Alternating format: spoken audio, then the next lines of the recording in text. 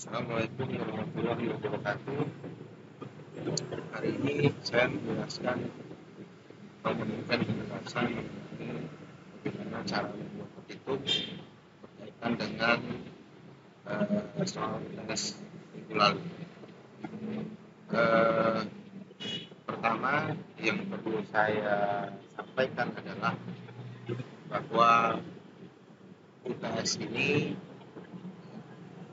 dalam kaitannya dengan membuat petitum itu tidak bisa lepas dari kuis yang sudah pernah Anda lakukan tentang surat kuasa khusus.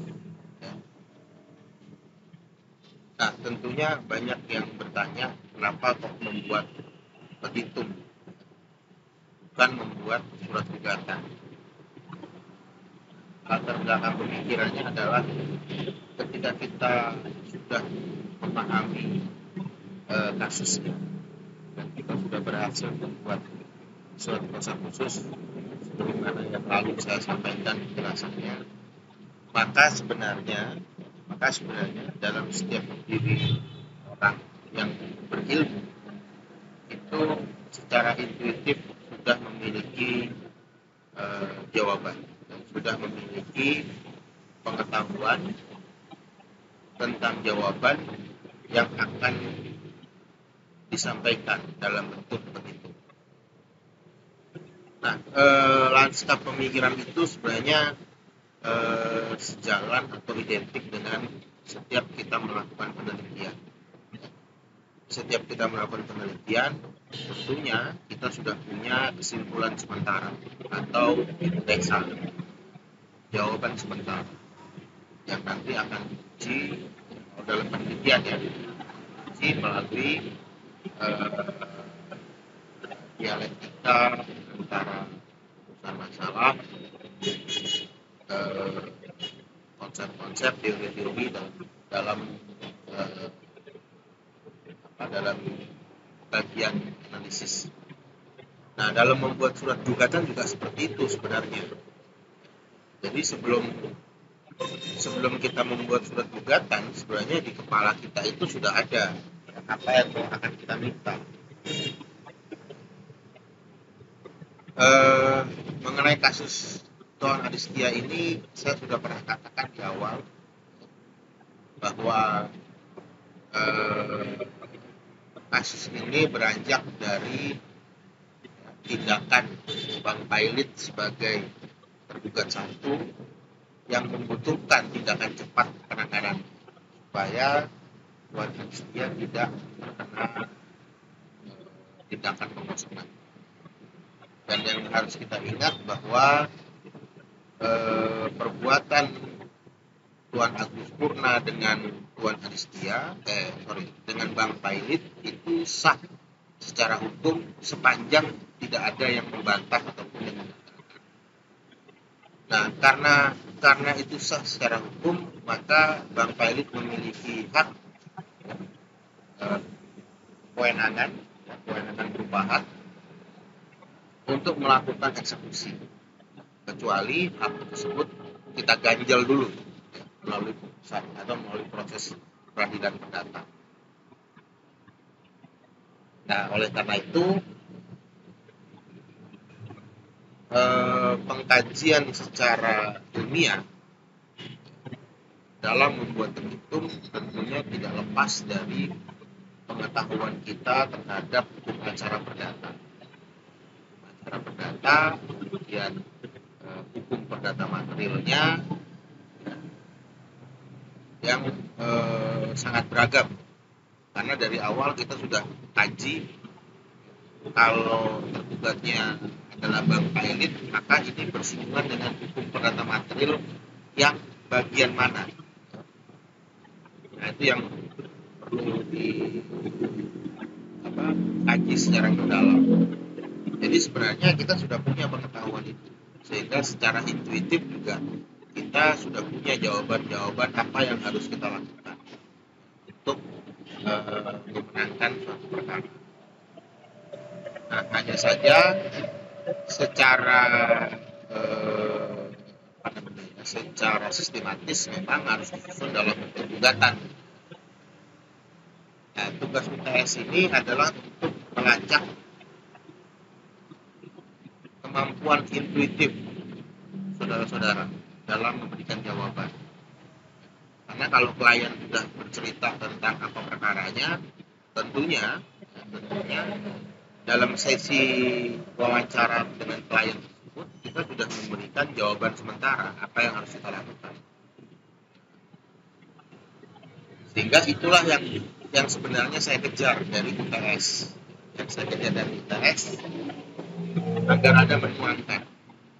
Dan yang saya minta juga hanya petitum, tapi banyak juga yang kemudian menuliskan ulang surat kuasanya, ada juga yang membuat surat gugatan juga, gitu ya, walaupun belum sempurna tapi sudah ada yang buat ya. Nah, itu tidak jadi bahan pertimbangan saya untuk menilai. Yang saya nilai hanya benar-benar petitum. Nah, pertama kita harus langkah pertama kita harus coba melihat kembali sebelum buat petitum kita lihat kembali bahwa ketika membaca kasus ini Anda tidak bisa membaca dari awal, karena dari awal artinya Anda kaji dulu dari sini petitumnya, nggak bisa ya. Anda harus mulai dari perbuatan hukum yang memberikan dampak langsung kepada Tuan Listia, yaitu dari bawah. Dari bawah inilah perbuatan hukum dari tergugat satu atau Bang Pailit yang memberikan dampak langsung terhadap Tuan Listia melalui tindakan hukum berupa eksekusi hak tanggungan ya, yang sudah dijaminkan oleh Tuan tersebut. Ini juga alasannya kenapa Bang Pailit berada di tergugat satu. Kalau kemarin saya sudah jelaskan kenapa harus digugat Pengadilan Selatan, kenapa gugat Pengadilan Barat, itu terserah karena dua-duanya ada teorinya. Ya, ada norma yang mengatur. Nah, inilah yang kemudian Anda harus harus tangkal terlebih dahulu ya.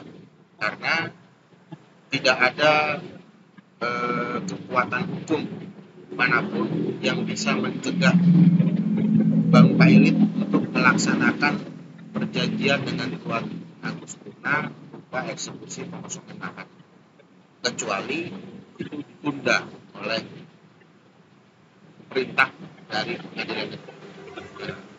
Karena itu kita perlu mempertimbangkan adanya suatu petitum dalam bentuk tuntutan provisi. Mudah-mudahan Anda juga masih ingat tentang tuntutan provisi ya. Hukum acara perdatanya harus kembali diingat-ingat. Nah, pertama, petitum ini sudah harus kita andaikan gugatan sudah ada, sehingga kalimat yang mengawali dari suatu petitum adalah sebagai berikut ya. Tapi ini kalimatnya tidak baku ya, bisa bisa dimodifikasi berdasarkan uraian tersebut di atas, maka gugat mohon pada majelis hakim pada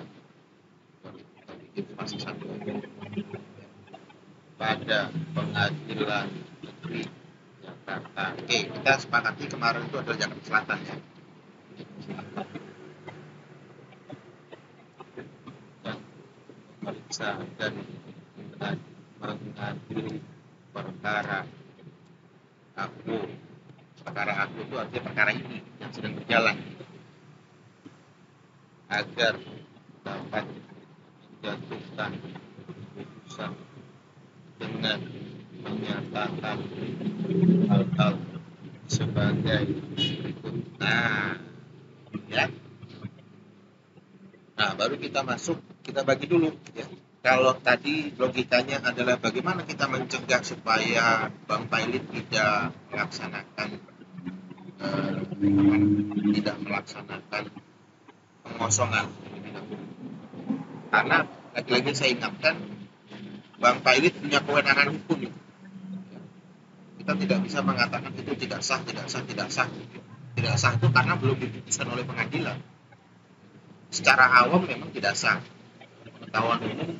Pengetahuan awam akan mengatakan itu tidak sah. Tapi sebagai pengetahuan hukum, ya, itu hanya bisa dikatakan tidak sah ketika pengadilan mengatakan tidak sah. Ya, itu harus dipegang untuk peraturan. Ya. Nah, kita tulis dulu misalnya ya, dalam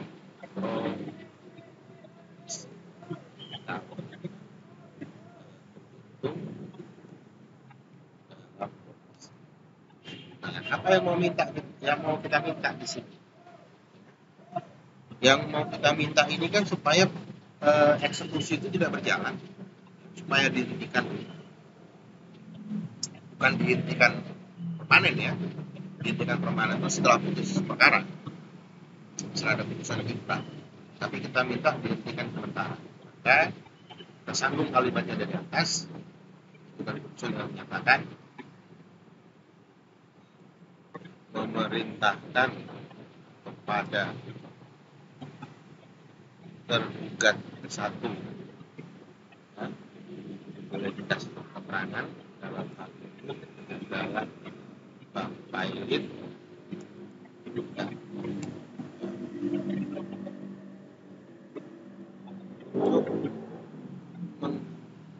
menghentikan sementara atau menunda proses eksekusi hak tanggungan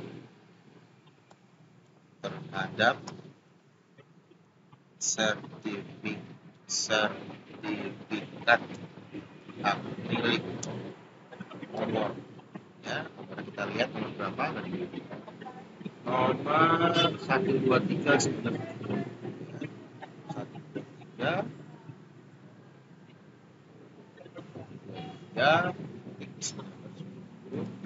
atas nama Tuan Agus Buna dalam kurung tergugat. Nah, kenapa Tuan Agus Buna? Karena memang belum dibatalkan sertifikatnya, belum dinyatakan tidak sah, jadi tetap harus kita sebutkan itu nama dari nama yang tertera dalam sertifikat hak milik tersebut. Dan putusan ini bersifat tetap dan memiliki kekuatan hukum. Silakan kalau ada yang mau pakai bahasa Belandanya silakan. Ya. Nah, biasanya dalam praktek memang digunakan bahasa Belandanya. Nah, kemudian ini yang perlu diterapkan dulu pertama supaya nanti di dalam putusan selanya atau putusan provisinya nanti itu bisa dituangkan perintah untuk menghentikan sementara atau melarang tergugat satu melakukan eksekusi. Nah, kemudian dalam pokok perkara.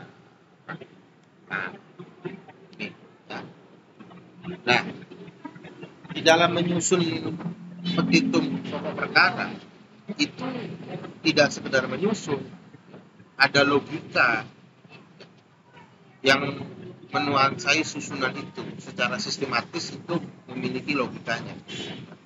Nah, logika yang pertama kan begini, kita mengajukan gugatan kepada Pengadilan Negeri Jakarta Selatan, maka yang ingin kita dengar itu adalah gugatan kita itu diterima.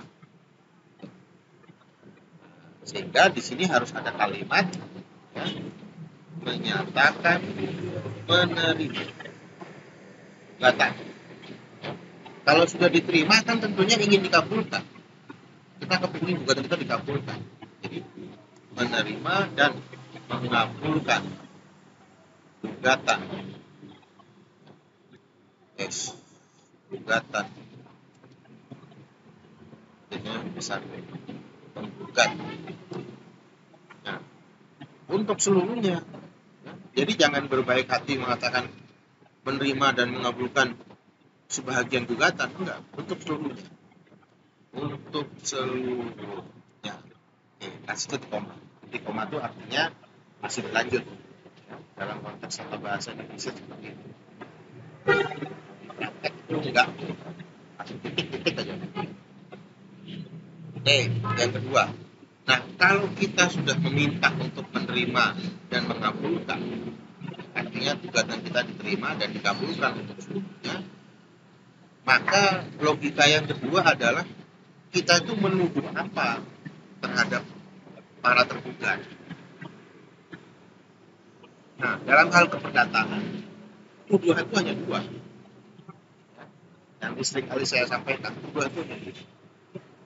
Perbuatan melawan hukum atau uang prestasi. Nah, itu tuduhannya itu. Ya. Dan tidak perlu dijelaskan. Ya. Tidak perlu dijelaskan misalnya, ini saya berikan sekaligus saya kasih contoh. Ya. Kenapa tidak perlu dijelaskan? Saya ambil misalnya ya.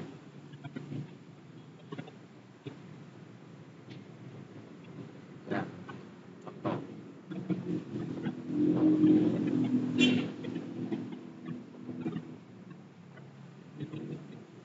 Ya. Nah, ini kan ada di yang buat ini. Sebenarnya nggak usah, nggak perlu. Langsung di sini. Eh, Nah, ini tidak perlu dijelaskan gugatan PMH-nya apa, PMH-nya itu atas apa, ya. Ada yang mengatakan atas jaminan, atas bidang tanah, atas ini nggak perlu, ya. Cukup langsung disebutkan, menyatakan, menghukum, ya, para tergugat dan dan para turut tergugat. Nah, ini banyak mahasiswa yang menjawab menghukum tergugat. Padahal itu kan banyak pihak, lebih dari satu. Ya. Kalau lebih dari satu, kita nyebutnya para tergugat. Atau yang masih diperbolehkan dengan menyebut satu-satu, tergugat satu, tergugat dua, tergugat tiga. Tapi semuanya harus kita sebutkan. Jangan ada yang hanya tergugat satu, dua, tiga, tapi empat limanya nggak disebutkan. Nah, kalau empat itu dimasukkan ke turut tergugat, ke tergugat juga, berarti tergugatnya satu, dua, tiga, empat, turut tergugat satu. Tapi tetap harus disebutkan menghukum para tergugat dan para turut tergugat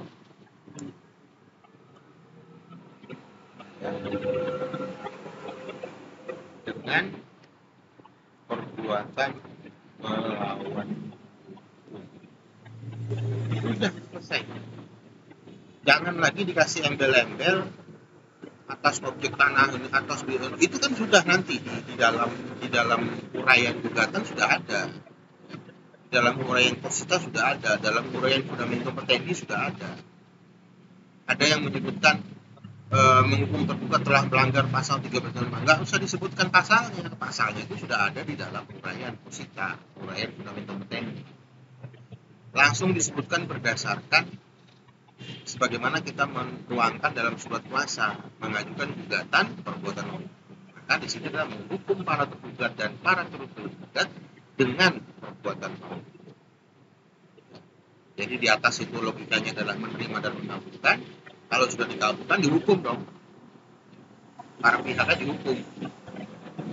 Jangan nggak dihukum. Kalau menyebutkan menghukum para tergugat, turut tergugatnya nggak disebutkan. Padahal turut tergugatnya juga digugat tuh, ya.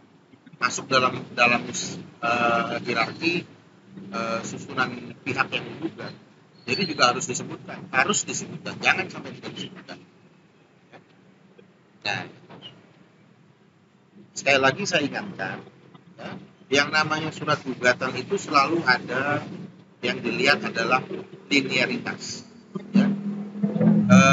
Konsistensi, istiqomah. Kalau disebutkan di dalam posita, harus disebutkan di dalam petendi. Mau tidak mau juga harus disebutkan di dalam petitum. Dalam hukum acara perdata, kita sudah mengetahui kenapa dalam setiap gugatan perdata itu bersifat ilusi, ilusioner, gitu ya.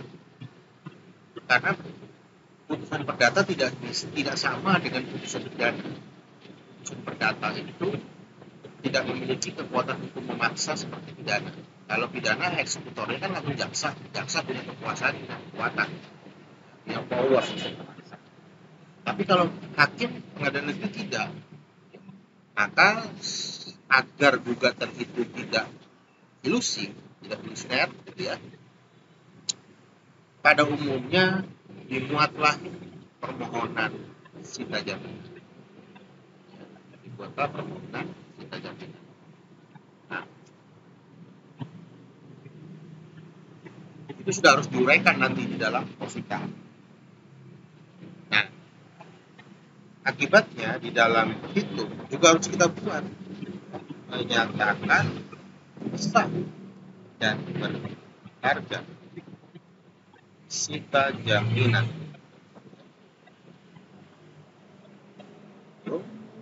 Gaya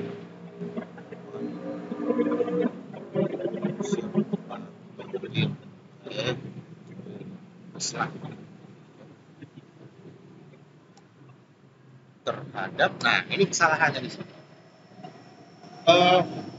Banyak jawaban yang justru menyebutkan terhadap objek tanah, ya. Bukan itu yang mau kita cita. Yang mau kita cita itu adalah sertifikat hak milik atas nama Tuan Agus Purba yang sekarang dikuasai oleh Bank Pailit, ya. Jadi penguasaannya ada di Bank Pailit.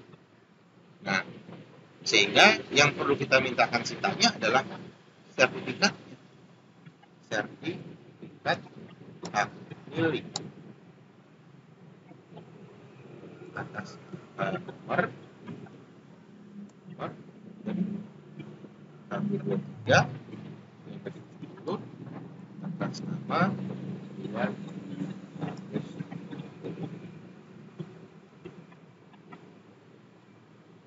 Ya. Ada yang menulisnya sah sebagai pemilik sah penggugat sah sebagai pemilik asli, nggak usah seperti itu, ya. Itu nanti ada ini, itu nanti ada waktu. Ini dulu yang kita nyatakan. Nah, kemudian kita kan ingin menyatakan bahwa sertifikat itu punya kita loh. Dari posita sudah kita bangun argumentasi mengenai perbuatan hukum yang dilakukan oleh para pihak sehingga beralihlah sertifikat tersebut. Nah, di dalam perbuatan itu ada beberapa hal yang harus kita batalkan terlebih dahulu. Nah, misalnya ini, ya, di sini kita bisa lihat bahwa ternyata beralihnya sertifikat itu dimulai dari adanya perjanjian tergugat 2 dengan tergugat 3 tanggal 5 Desember 2017. Maka di sini perlu kita nyatakan, ya, menyatakan batal demi hukum perjanjian tertanggal 5 Desember 2017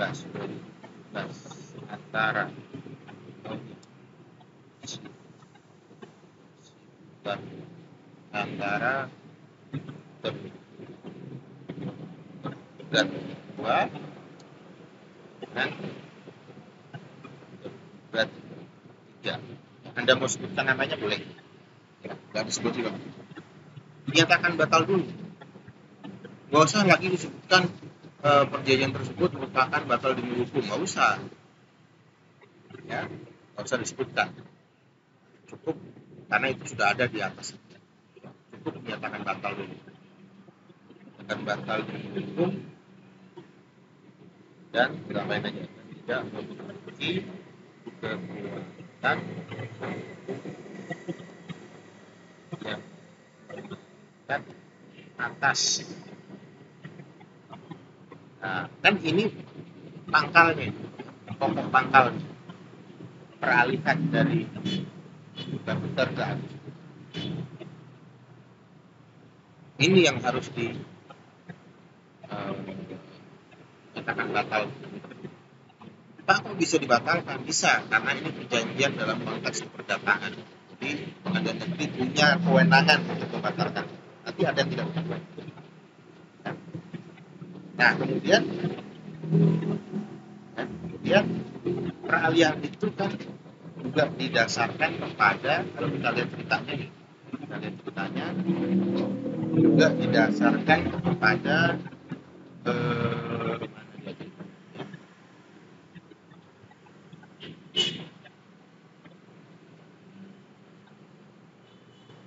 nah ini dia.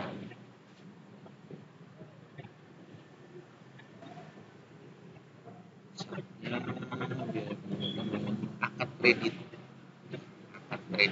nih, dengan hak tanggungan, ya, ini yang perbuatan hukum keduanya. Maka perlu kita statement di sini, itu juga tetap hubungan keperdataan, ya. Menyatakan batal demi hukum dan tidak memiliki kekuatan hukum yang atas akad kredit. Nah, Pak kan nggak ada nomornya itu. Nah, itulah imajinasi, ya. Imajinasi itu harus dijalankan. Imajinasi itu yang merupakan salah satu sumber pengetahuan. Imajinasi di mana? Kita karang aja di sini. Nanti Anda bisa dalam surat gugatan juga bisa mengarang nomor berapa? Nomor 134, ya, strip akad kredit, strip misalnya ya, antara tergugat 3 dengan tergugat 1, ya. Nah, dibatalkan dulu akad kreditnya. Nah, ini kelompok hubungan hukum keperdataan. Nah, sekarang kita masuk kepada kelompok hubungan hukum publik, ya. Dan itu tidak bisa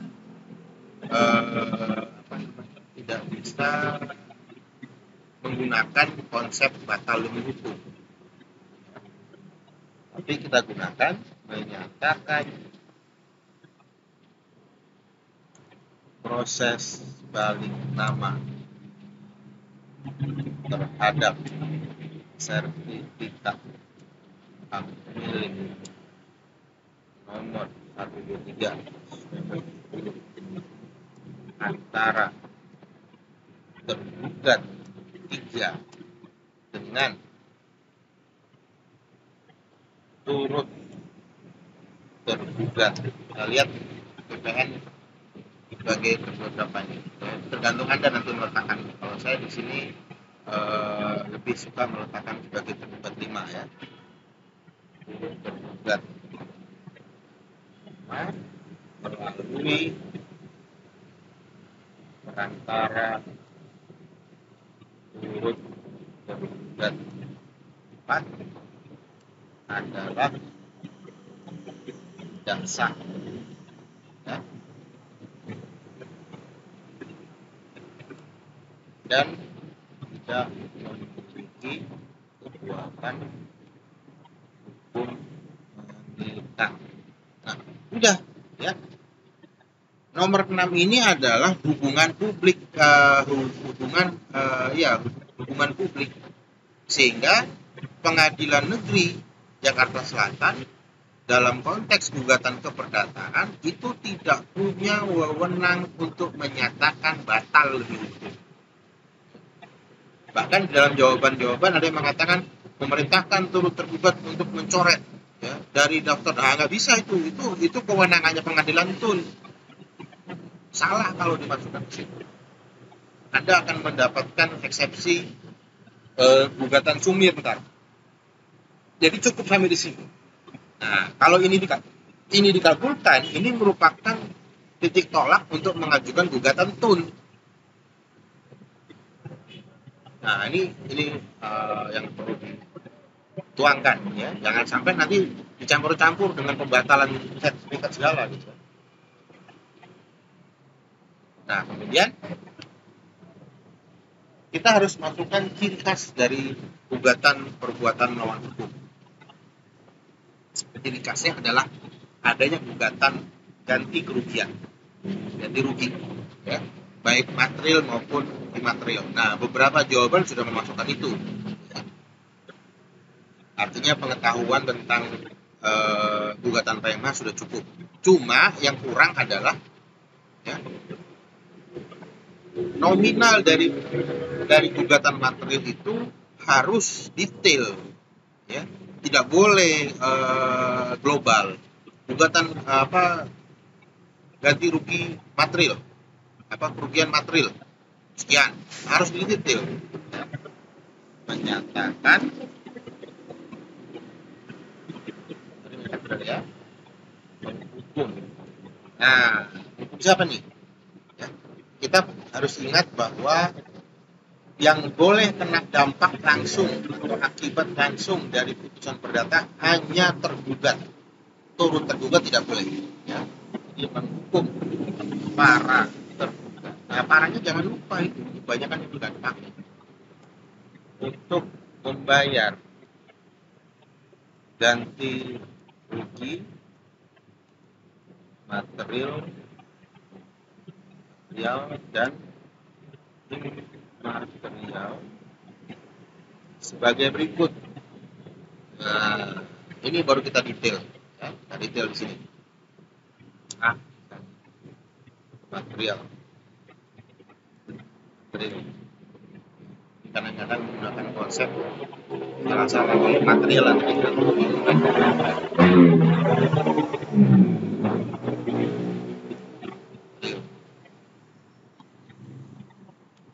detail di sini. Kita detail. Satu, misalnya, ya, apa kerugian yang sifatnya material itu bisa diukur bisa dihitung secara matematis. Ya. Yang pertama, ambil aja contoh misalnya. Kita harus tanyakan juga pada klien, apa sih kerugian materialnya? Ya, kerugian materialnya misalnya dengan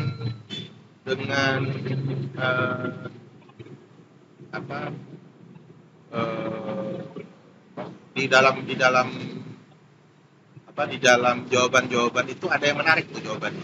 Ya, jadi dia melogikakan bahwa si Tuan Adistia ini memiliki warung, ya, memiliki warung. Nah, saya akan gunakan logika ini, nah, sehingga kerugian dalam hal berdagang, ya, selama misalnya proses perintah pengosongan itu berapa lama? Ya, 2 bulan. Selama 2 bulan, ya, sebulannya dikali misalnya 1 bulan itu keuntungannya anggaplah misalnya 10 juta.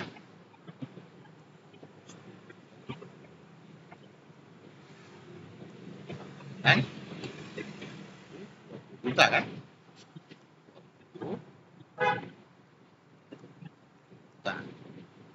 Oke. Kemudian apa nih misalnya? Ya. Yang bisa dihitung lagi. Yang bisa dihitung lagi misalnya kemarin tuh ada melogikakan rusaknya pagar. Kerusakan biaya kerugian atas kerusakan pagar, misalnya berapa, dan misalnya nah, dan bukan total kerugian material kan berarti jadi 25 ya. Dan harus disebut terbilangnya 25 ya. Nah, itu materialnya.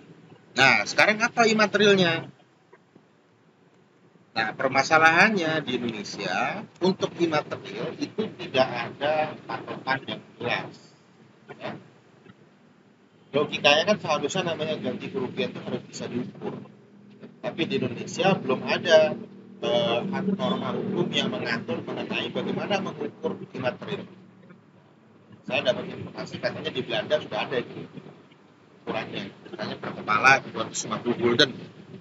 Kalau saya tidak salah ingat ada kawan yang sempat cerita soal itu. Nah, tapi di sini karena di Indonesia belum ada, kita harus bayangkan kerugian imaterial itu adalah kerugian yang bersifat transidental, kerugian yang bersifat tidak dapat diukur, artinya psikis, ya, serangan psikis, ketakutan, marah segala macam, ya.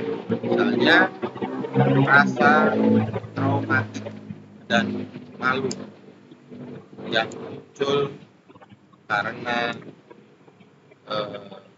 perilaku debt collector,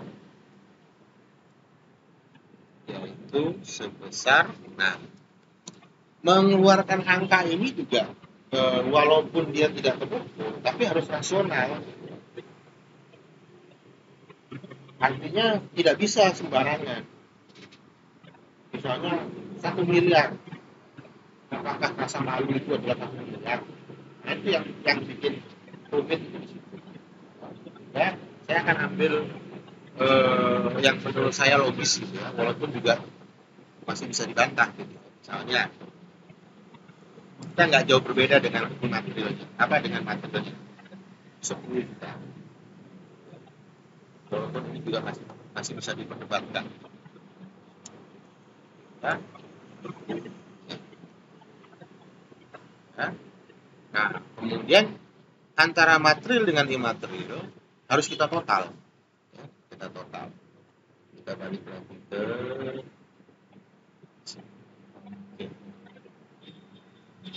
total kerugian material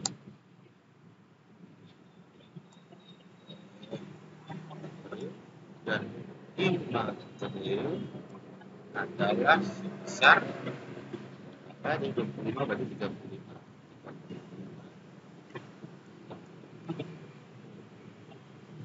Nah, karena imaterialnya susah diukur, kadang-kadang ada yang menuntut imaterial itu cuma 1 rupiah. Karena yang dikejar adalah balas dendam untuk mempermalukan pihak tergugat. Jadi nggak penting imaterial, yang penting materialnya. Tapi imaterial, kalau nggak penting kenapa harus dimuat? Karena itu merupakan syarat formil, syarat material dari suatu gugatan PNH. 35 juta. Nah, harus begini, ya, harus detail. Pak, nanti detailnya kan sudah ada Pak di mana di dalam posita gitu ya. Memang sudah ada, tapi di dalam petitum berkaitan dengan ganti kerugian harus didetail lagi. Oke. Nah, kemudian karena putusan ini kan belum tentu langsung putus, langsung ingkrah. Kita juga perlu memberikan daya tekan yang lebih. Di beberapa jawaban sudah ada yang memasukkan uang paksa, menghukum.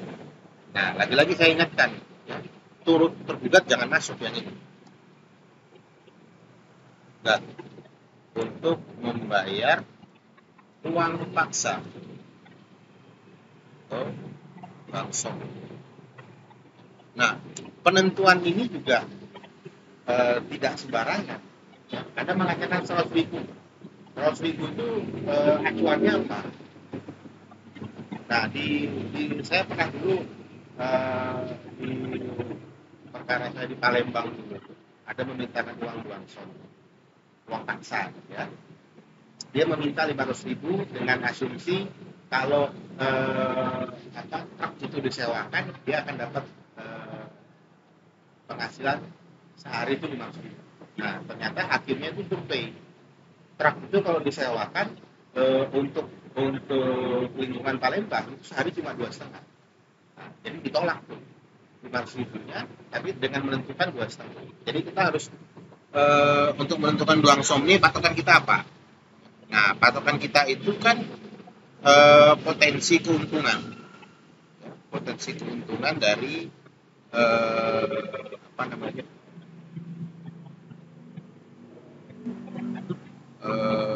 dagang, ya. Tadi kan kita masuk dagang, ya. Ada berapa itu? Boleh nggak Pak itu? Boleh, yang penting terukur. Dan ini nanti di dalam posita harus dijelaskan kenapa muncul uang paksa ini. Nah, kita setiap bulannya hingga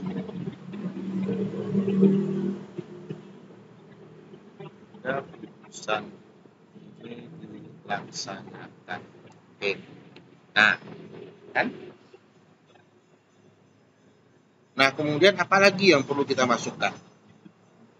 Ya, kalau ini tergugat, kita lihat kelompok tergugat sudah diukur. Ya. Nah, sekarang kita ingin agar putusan ini bisa dilaksanakan secara serta-merta.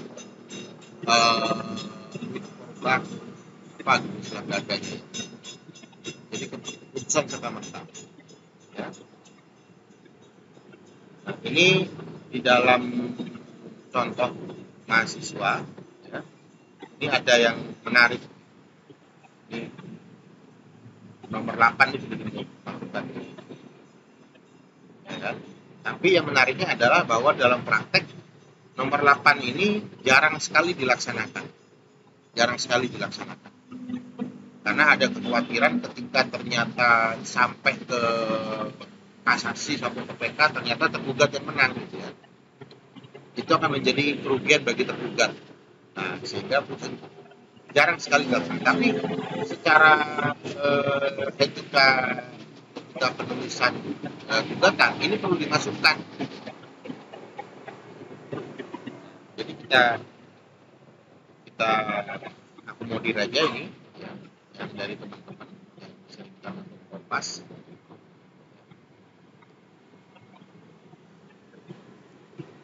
Jadi bahasa Belandanya ini yang agak susah saya menjelaskan. Ini sehingga walaupun belum inkrah sudah bisa dilaksanakan. Oke. Nah, ini sekarang kita masuk ke kelompoknya para tergugat. Ya. Memerintah. Jadi bukan menghukum ya.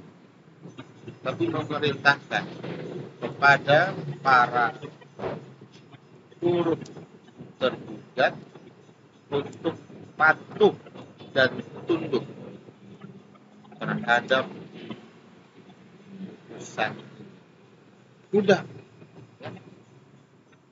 Dalam konteks keperdataan hanya bisa sampai situ, nggak bisa lebih. Jadi turut tergugat tidak bisa dikenakan ganti kerugian karena bukan ranahnya hakim keperdataan umum ya, tapi nanti itu. Nah, kemudian kita lihat lagi. Nah, ini ya, menghukum tergugat kan harusnya para tergugat. Bisa nggak turut tergugat kena? Nggak bisa, karena ini kan dampak langsung. Jadi tetap kita menggunakan hanya kepada tergugat. Nah, tapi gitu ya, tapi di sini pakai para. Tahu kita jelaskan tergugat 1, tergugat 2, dan tergugat 3 untuk membayar biaya perkara yang timbul dalam perkara akuo yang tersebut. Ini kan bukan penelitian. Nah, kita lihat lagi ya. Ada yang menggunakan petitum subsidiar.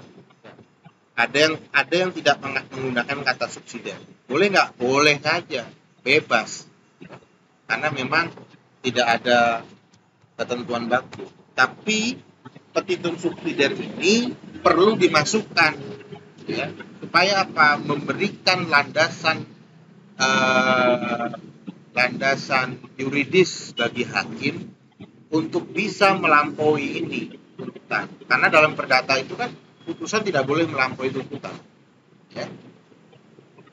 Itu asas utamanya itu. Putusan tidak boleh melampaui tuntutan. Tapi kita minta di sini, ya, ini memang perdebatan boleh nggak ultra petita dalam perdata. Ya. Banyak yang mengatakan tidak boleh. Nah, tapi kalau ada kalimat seperti ini, ya, bagi saya ultra petita itu diperbolehkan sepanjang kalimat ini dimuat.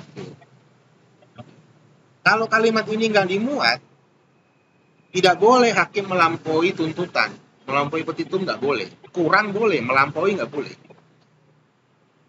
Tapi dalam pandangan saya, kalau ada kalimat ini, ya, dan hakim tidak melarang adanya kalimat ini, tidak membatalkan kalimat ini, maka hakim dapat melakukan ultra petita karena sudah diminta dalam petitum subsidiarnya, ya. Nah, kemudian kita lihat. Nah, bagaimana ini, ya? Selanjutnya, udah langsung ditutup sama seperti ini, ya. Kalau bagian penutup banyak yang benar nih, ya. Kalau bagian penutup banyak yang benar. Nah, cuma di sini jangan menggunakan kata saya. Demikian gugatan ini, ya, kami, ini kata kesopanan kami. Atau boleh bisa mengatakan begini, demikian gugatan ini penggugat ajukan atas perhatian untuk kebijaksanaannya, sehingga kami ucapkan boleh seperti itu. Atau dengan misalnya kita mau gunakan lagi kata penggugat, nggak apa-apa, asal jangan saya, ya. Apalagi kalau dalam surat kuasanya ternyata Anda berdua, tapi kok saya doang, gitu. Dan kita tutup dengan misalnya kalau tanggal sudah ada di atas, nggak perlu lagi tanggal di bawah.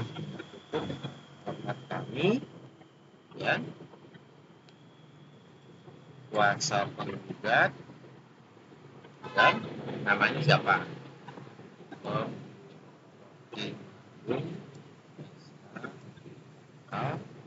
Kalau berdua tambahin lagi.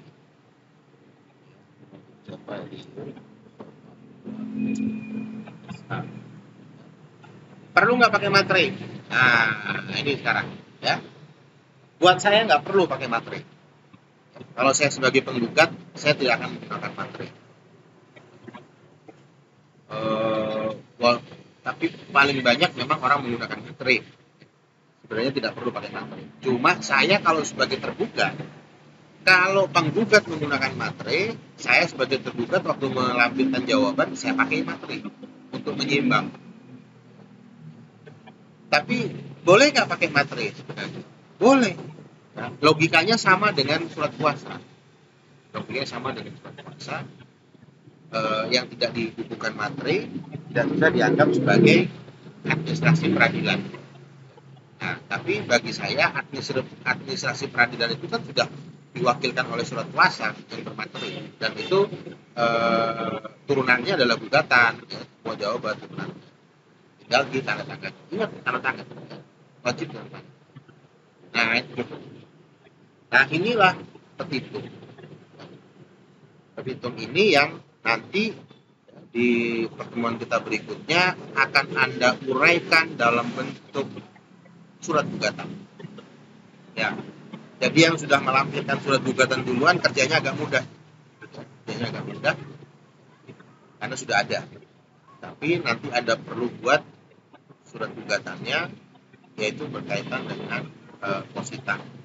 Fundamentumnya nanti. Nah, itu satu kita ini.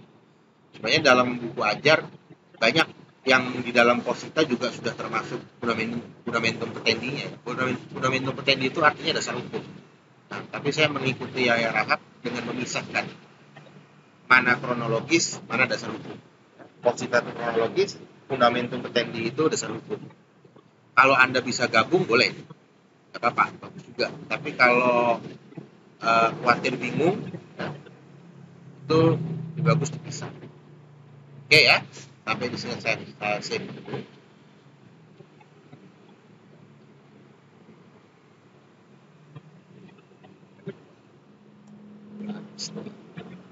Saya save dulu sebagai catatan kita, ya, supaya kita punya backup, nanti sebagai acuan. Balik lagi.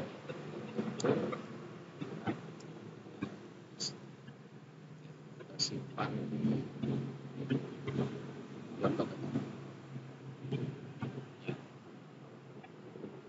Oke, terima kasih sudah mendengarkan. Kita lanjut ke depan untuk materi posita. Baik, saya akhiri sampai di sini. Terima kasih. Assalamualaikum